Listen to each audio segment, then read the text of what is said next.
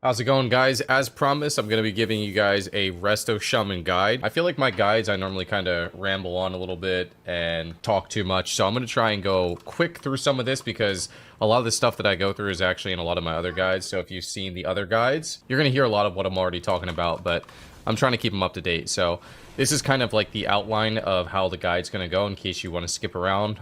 You know, you've seen the first couple before, you don't really need to know a lot about this, and you just kind of want to get into the actual playing of the class as opposed to setting up the class. But this is important for people that are trying to start up and trying to learn. So let's go ahead and get into it. Pros and cons of Resto Shaman. I would say the biggest pro of Resto Shaman, and it's something that they've always been really good into, is just dealing with casters. They have a ranged interrupt. I think the only other ranged interrupt in the game. You could play Druid, I guess, with like an 18-yard interrupt. It's not as good. Evoker has a 25-yard interrupt, but it's on a 40-second cooldown. Resto Shaman's got the 12-second interrupt on the 30-yard range. So obviously really good into casters. Along with Grounding Totem, you can kind of reposition enemies a little bit with, knock into static, things like that. So your kit is actually really solid in terms of like dealing with casters, but the drawback is it feels like you have a lot less healing. I really haven't played too much Resto Shaman this season. I think I probably could do a lot better on it if I put in more effort, but I play a lot of healers, and it just, to me, from like a competitive standpoint with tournaments coming up, I try and put my effort into what I think is most valuable in terms of healers, and Resto Shaman just feels like it gets outclassed a lot. Resto Druid does more healing in 3v3, so I've been playing more Resto Druid. Preservation has more offense for how my team likes to play, as well as like a good combination of healing, so I've been playing that a lot, and there's a chance that you see me on Resto Shaman and AWC versus like pure Wizard Cleaves or something, because it's still really powerful into that. But it's just the healing throughput is not as good as some of the other healers, and Spirit Link Totem is older than me in terms of like how dated it is. It's not even a good cooldown anymore. Pros and cons: you're super strong into wizards, but you kind of lack the healing throughput, and that's been a problem for quite some time now. Overall, I have to say, they're probably still. In Solo Shuffle, I feel outclassed by Paladins when there's melee in the lobby, and they just get away with bopping everything, and you just kind of fall over. I feel outclassed by Druids, they do too much healing. I feel outclassed by Mistweavers, they do too much healing. I don't really do a ton of Shuffle on this guy, but it's hard for me to know where I stand into Preservation and Disc. I imagine we beat Holy Priest, but yeah, it doesn't feel too amazing in Solo Shuffle. I'm still trying to learn. I think I need to try and play more aggressive into the healers that just do more healing, because if you're just playing passive, you're going to end up losing because they do more healing. All right, so let's go ahead and go over the add-ons that I use, and I'll tell you why I use them. No Taint 2, it tells you when your action bars are fried, so you need to reload. If you go into a game and your action bars will break, it'll basically say action bars broken, reload. Big debuffs, I use it for like when I target enemies or friendlies. I guess it shows like an icon over their name for if they're interrupted. It shows, prioritized debuffs on their actual party frame. So like if they're in a cyclone, if they're in a kidney shot, things like that. Obviously really helpful because there's so many debuffs in the game, you can't actually quickly determine what people are in, and there's only like 3, you can't really see too much. Diminish options, this is for me to see my DRs on my teammates. So, if they're coming off stun DR, I know like rogues are getting ready to do stuff. If you're coming off like poly DR, you can get polyed.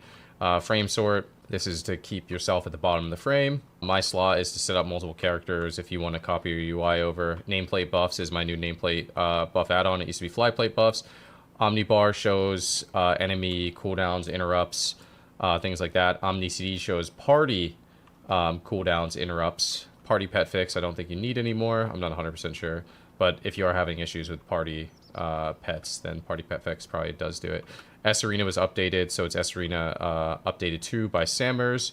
True stat values, this is something that I started using recently. A lot of people ask about this. Just make sure that when you look at the true stat values that you target and attack the PvP dummy first to make sure your values are actually showing properly when they're buffed, or you could just go into like rated arena content. So this just shows you if you're hitting the penalty on any of your stats. It's okay to go into the 10% penalty, but basically it shows you if you're actually losing any stats. So that's a pretty valuable one to have. Oh, Truffy, this is what I use to show my GCDs. If you record your own gameplay or you stream and you want to, see what you're doing, Truffy's good. And then obviously weak auras, these are just, this is the god add-on of WoW, basically tells you everything. What weak auras do I use specifically on Shaman?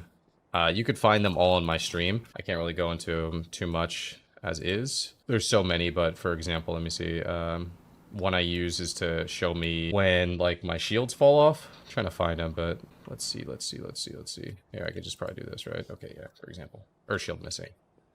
Water shield missing. Things like that. If you ever have any questions about weak Rs, you can go to my stream, whether I am live or not, exclamation WA in the chat. And then all my healer weak Rs are kind of packaged together, so you should be able to find all the basics. Anything more specific, you'll probably have to actually ask when I'm live. Let's go ahead and go into macros. My macros basically never change. If you've ever seen one of my Resto Shaman guides before. So Dispel Party 1, also Purges Party 1 in case they're mind controlled, it gets it off immediately. I use at cursor macros for all my totems. So Static Totem, Earth Grab Totem, this is, I guess, a enhancement macro. Standard NS macro here. I had tied in with AG, but I also have a separate keybind to NS without using AG, just in case you don't actually think you need to use your Ancestral Guidance. I do think that's a little bit important, because sometimes you actually use Primordial and you kind of already committed like the fact that you're going to Nature Swiftness, but then you don't actually want to use the 2-minute cooldown, so you just want to use the 1-minute cooldown. This is what I mean when I talk too much, so we're trying to go through this quick. Projection at cursor, Lava Burst, target to target. This is a Help Harm macro for Dispel and Purge. So if you target a friendly, it'll dispel. If you target an enemy, it will purge. This is a standard Help Harm macro. I found these very useful in this expansion specifically because there's so many extra abilities added that you needed more keybinds, and basically this means if I target a friendly, I'm Healing Wave. If I target an enemy, I Lightning Bolt. Pretty nice. Wind Shear exists. Focus, Primordial Wave. This has to be, that's an alley macro. Dispel Party 2, it's the same as 1. Focus Hex, Focus Purge, Dispel Self. Arena Shear 1, 2, 3. If you don't use these macros as a Shaman, you're probably losing value on your Shear. If you're really serious about getting better at Resto Shaman, Arena Shear 1, 2, 3 is definitely one of the biggest things that I did to help improve my gameplay. Stop casting on Spirit Link, actually pretty important. Stop casting on Grounding, pretty important. Stop casting on Earthern, semi-important. Cursor on Earthbind, also Earth Grab. I have a stop casting in my Astral Shift as well. So just so you're aware, the reason why I stopped casting in all of these macros is because at some point in my WoW career, I lost a game because I'm casting a spell while spamming Grounding, and I don't get the Grounding off, and I get CC'd, we lose. You know, I'm casting a spell, and I decide I want a wall, and this isn't even on my action bar. Look at that. And it doesn't go off, and we lose. So on and so forth. At Cursor Cap, stop casting Tremor, same thing. You don't want to get CC'd. Target Flame Shock. Oh, I had a different one. Okay, interesting. So I used to have a wall and Battlemaster macro, but there was no stop casting in that, but that's fine. These are just tooltip macros, and yeah, that's basically it for my macros. I tried to go through this pretty quickly because they're all pretty standard. All right, so stat prios and enchantments. Enchants are basically the same. Mana on chest, mana on legs. Doesn't really matter what you do on your rings. It kind of just depends where your stats are at specifically. Speed, stam, speed, and then obviously Sophic here. So let's take a look at stats. So what I'm trying to do specifically on my stats is I'm trying to hit like basically the cap on mastery before I start penalizing myself, and then I want to follow that up with you know, a pretty solid amount of verse without penalizing myself. I'm a little bit over, but you know, it's whatever, it's completely fine. And then I want to go the rest of my stats haste. So you could see that I'm actually gemming haste mastery. I'm also enchanting haste, and in this specific season, I will actually be using the haste trinket as opposed to the crit on use one. It makes your nature swiftness a little bit weaker because this is macroed into your NS, but I think overall you're going to get more value. I don't think that you need the more powerful NS. I just kind of think that the haste is more valuable than the crit in general, and also I kind of feel like generally when you NS, you're already like you've already topped someone at that point, so having the extra stats after that nature swiftness for 15 seconds after they're already kind of top probably feels a little bit overkill. So crafted gear and embellishments. I'm a big fan of the adaptive arm guards, specifically because I like them a lot on preservation. I think overall they were probably better on Prez than they are for Resto Shaman. Let me take a look here. Actually, they're still pretty dang good on Resto Shaman. I mean, let me see what this game is here. 2-minute game. We have 34% uptime and 20% uptime on the 2 extra buffs. That's pretty big.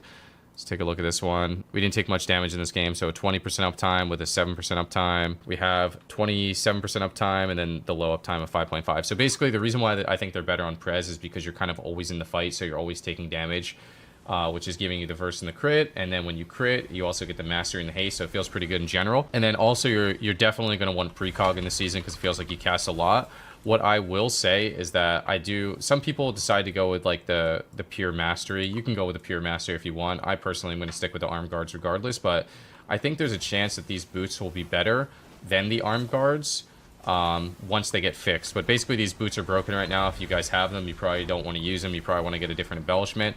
For some reason on some of the crowd controls, it literally only procs 12 intellect. It's supposed to proc 600, 523, 600 when they're upgraded. It literally only procs 12. Don't use them. Just completely waste an embellishment. Unfortunately, I crafted them, so. They're also bugged for some other classes as well, but what can you do? I would go precog, arm guards, but if you want to use the mastery embellishment, that's completely fine as well, but precog definitely. In terms of tier, I have opted to not get the helmet.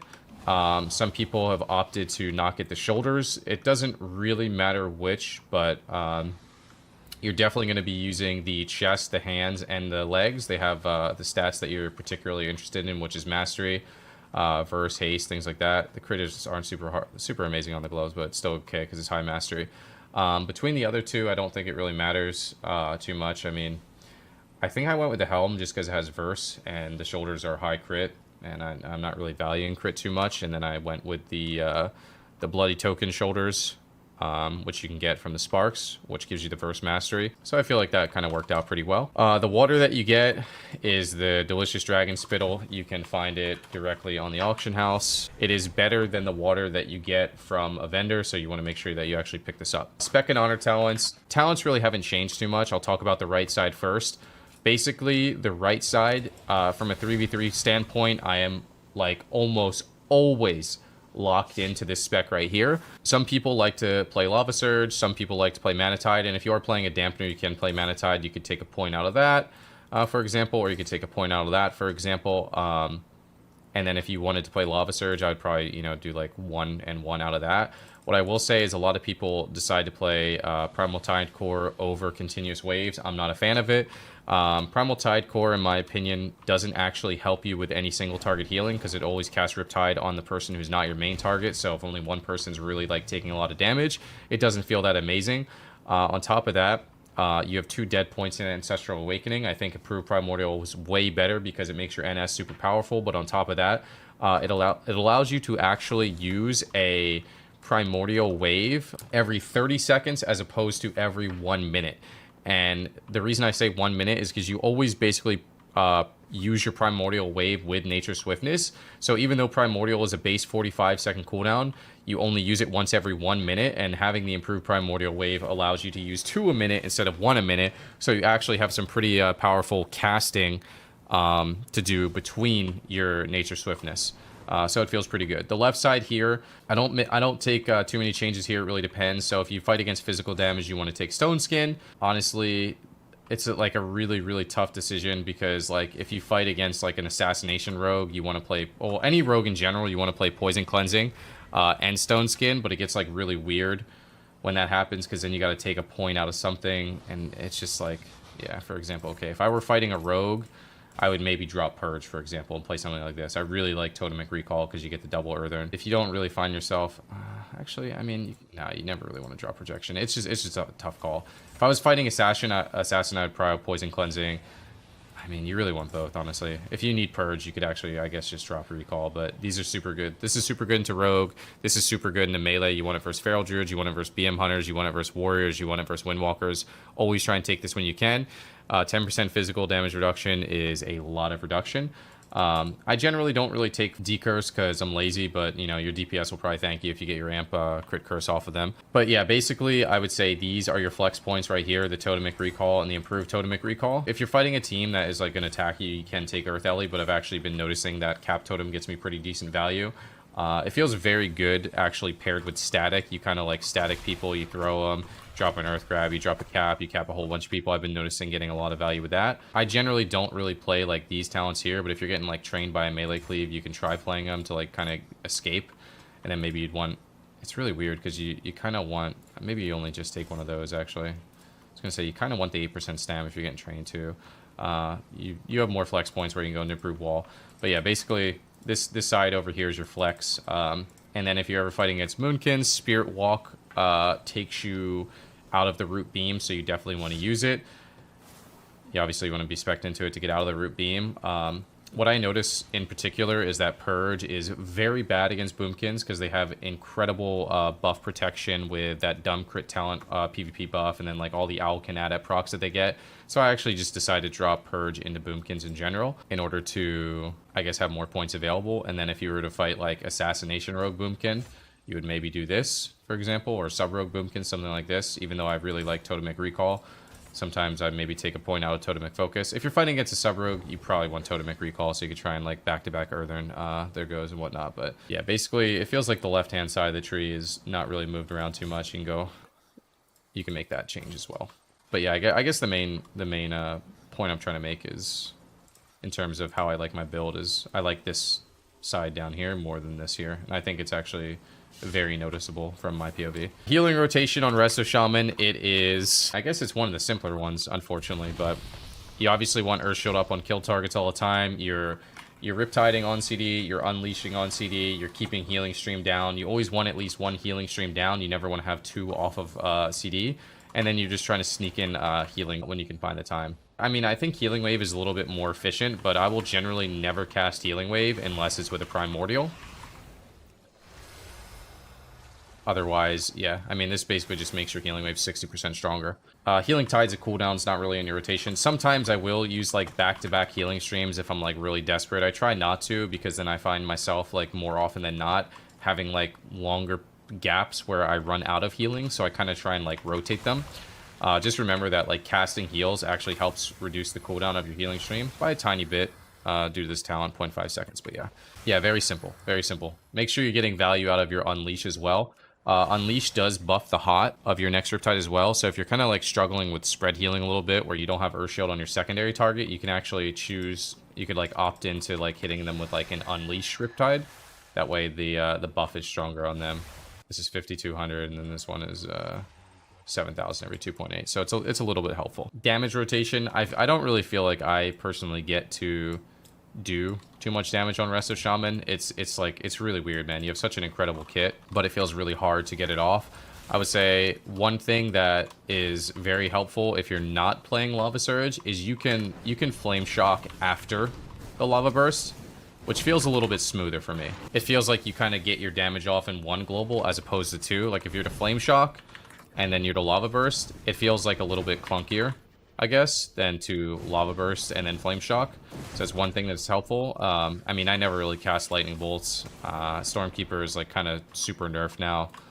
So yeah, I mean, Lava Burst Flame Shocking is good. If you have the globals to do it, it does a lot of damage. Lava Burst actually pumps. I probably should look for more opportunities to do it, honestly, especially in Solo Shuffle. Cooldown rotation, I think this is like one of the most important things on Resto Shaman, and I have like a very specific way in how I like to rotate my cooldowns, which generally I would say works out pretty well for me. So I'm gonna actually type this down so I can kind of think it through. And one thing I will say on top of this is I feel like in Solo Shuffle specifically, even though I like my cooldown rotation quite a bit, I think it's really important to try and not jump the gun with your cooldowns. And I think it's something that I still need to work on and try and like actually get cast more. It's like an uncomfortable scenario, but with precog and like how powerful like Unleash heals can be, I feel like sometimes I just kind of press cooldowns because I'm like, oh my gosh, like there's so much damage going out, but maybe there's not actually an interrupt available. So yeah, I'll type how I like to use my cooldowns. So like literally first game or first global every game is Earthern,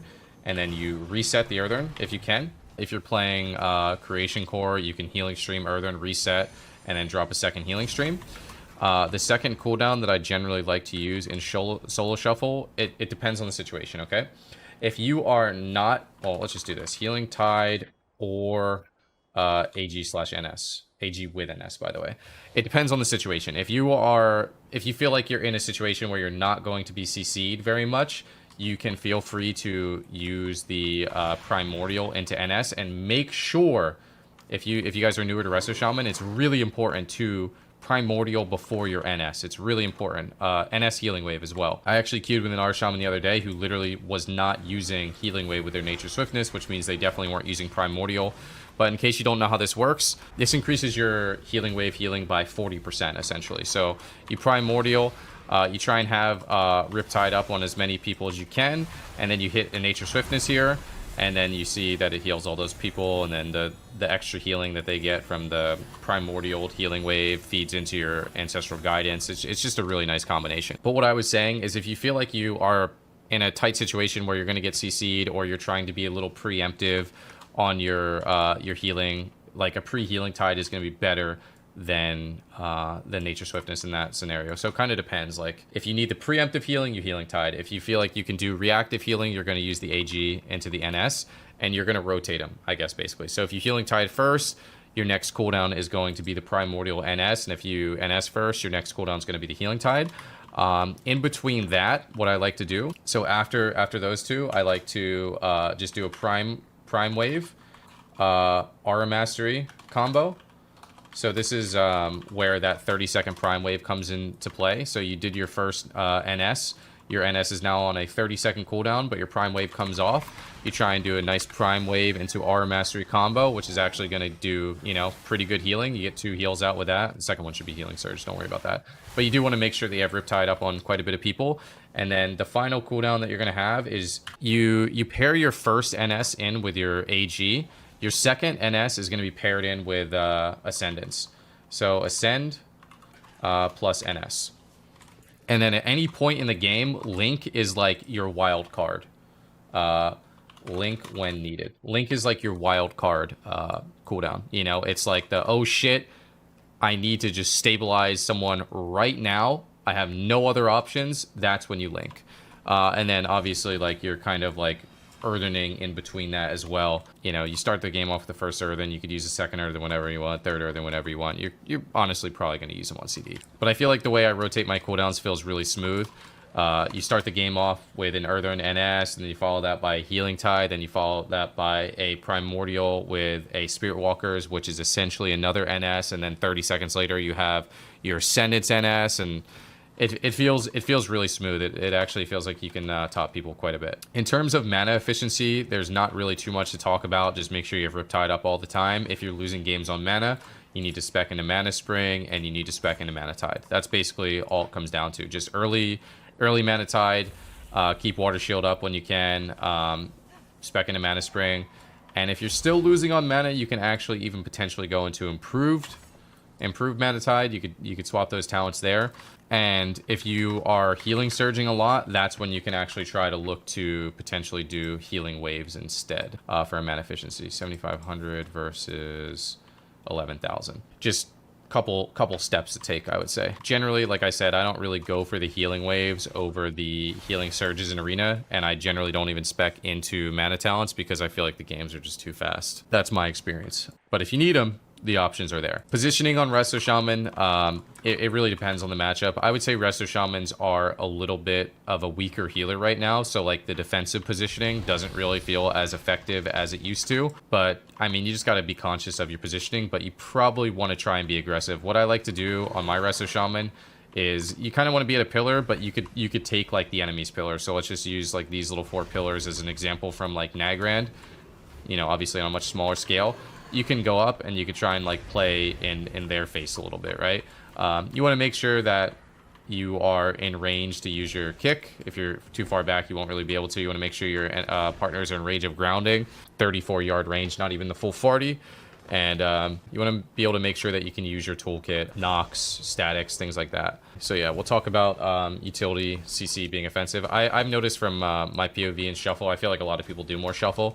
Hexes on healers are very important. I don't want to say you have to like try to be aggressive, but you definitely want to like put some emphasis on it, because for my POV, at least at the higher ratings, Resto Druids could sit there and do nothing and they'll beat you. Mistweavers, they could do nothing, they'll beat you. I feel like I lose to Holy Pallies because, you know, they could, if there's like a very heavy melee lobby with like one caster, I feel like I can't keep my caster alive. He gets bopped. They can't kill him, and then on my team he dies instantly because I don't have those bops. So you probably need to be aggressive in the pally into specific matchups, but like a full caster lobby, you probably don't have to at all. Same with like, I don't know, I feel like Mistweavers are still kind of okay in casters, and I've been dampened by Resto Druids before with casters, so it's really weird. So you want to try and use your utility. Like, you want to get in people's face, you want to start using your lassos. We'll talk about your utility in general. You got your kick, You got your grounding. Those are the basics. Then I'll talk about like static now because it's kind of new. So static, there's an unwritten rule. If you guys ever wonder why static doesn't work, you can never drag anybody out of line of sight. So like if someone's here, you can't put them there. You can't put them here. They're not going to go through a wall. You always have to drag people in a like, I don't want to say a direct line, but not out of line of sight. Like, so even if it was like here, you couldn't move this healing stream like through this pillar, I guess. It would have to move like here or here. And there's another unwritten rule where it like only moves people like 20 yards. So you can't fucking, you know, static someone like to there. You know, you could do like half of that distance. It's kind of hard to judge, but you'll get used to it, I guess. And you can like reposition people really hard. So for example, if you're trying to mess with enemy healers, you could literally like knock them into a really bad spot and then static them. So let's just say that he was healing his guy over here. We just now knocked him. We threw him over there. And, you know, after that static, you throw an earth grab, you throw a cap, you try and hex that. Like, you can really, really mess with enemy healers. But I would say don't forget that you can also do that to DPS. You know, I'm always like trying to make those fancy plays where I really like class envy the other healer, but you can also do it to DPS. You can take melee out of the game with a knock into a lasso, into, you know, the earth grab, into a cap, into a hex, and that can also very much help your DPS. But those are really nice. Like, that's a really nice combo. Definitely something that as a Resto Shaman you want to work on. Lasso can be used as a kill, but it can also be used as a peel. Just, you know, don't forget that as well. You can use it offensively, but like there could be a time where like, yo, this demon hunter is just absolutely destroying my warlock. Oh wait, he's not on stun DR, he's got no trinket, I'm just gonna lasso him. It just gives you 5 seconds of like, instead of, you know, 40% healing reduction, like 40% damp, where you're just casting healing surges that heal for 0, you actually just do 5 seconds of no damage reduction. Dealing with kicks, this is always a tricky one because you can't really teach people how to fake, but precog definitely makes it a little bit better. Try not to ever be predictable with your kick pattern. If you fake late, then you fake early, then you fake mid. Not necessarily in the same order, but, you know, always try and switch up your fake pattern. And, you know, just as a general rule of thumb, before you go for a cast, if you can, like, make a specific omnibar just for interrupts, just take a glance down there. You know what I mean? You know, oh, there's both kicks on CD. I can go for this cast, or none of these are showing up. I can't go for this cast, or I have to fake first. So I would say like the single omnibar helped me out quite a bit in order to you know, at a quick glance recognize whether kicks are available. How to kite well and survive. This sounds really, really weird, but as a Resto Shaman, I feel like I don't even get attacked anymore. It feels like when you get attacked on Resto Shaman, I'm not going to say you can't die, but you actually have a lot of tools where, you know, if you wanted to play Gust of Wind, you can. If you want to play, like, Race Car Wolf, you can.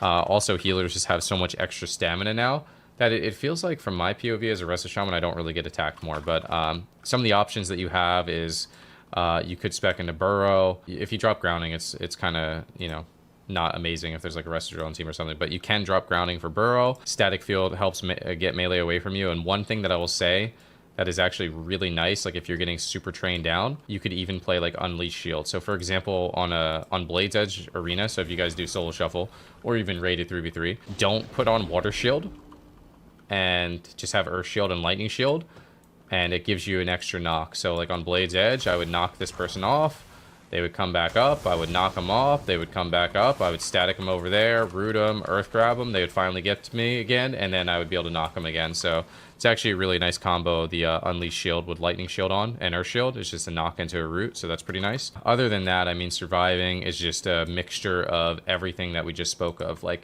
rotating the cooldowns and, you know, managing the kicks, like trying to cast. Kiting with Ghost Wolf is obviously really powerful as well. Throwing people off you with static. And in terms of offensive and defensive, I mean, this is just purely based off the situation that's happening. Whenever you have the ability to be offensive with your utility, you have to take it as a Resto Shaman.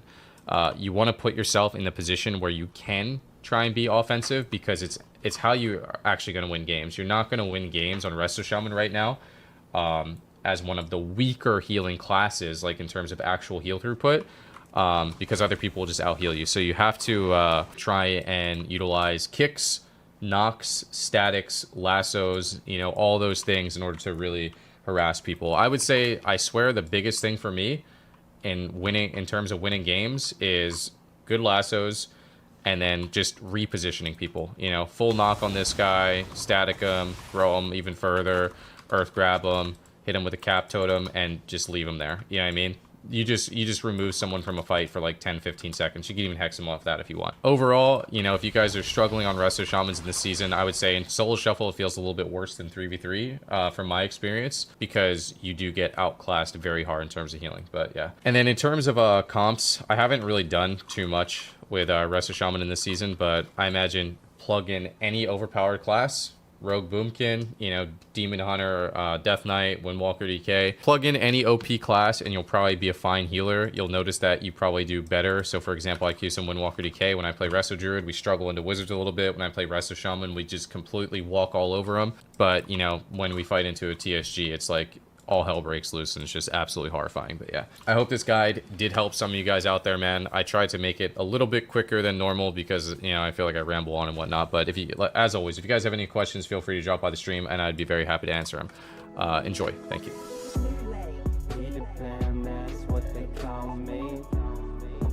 That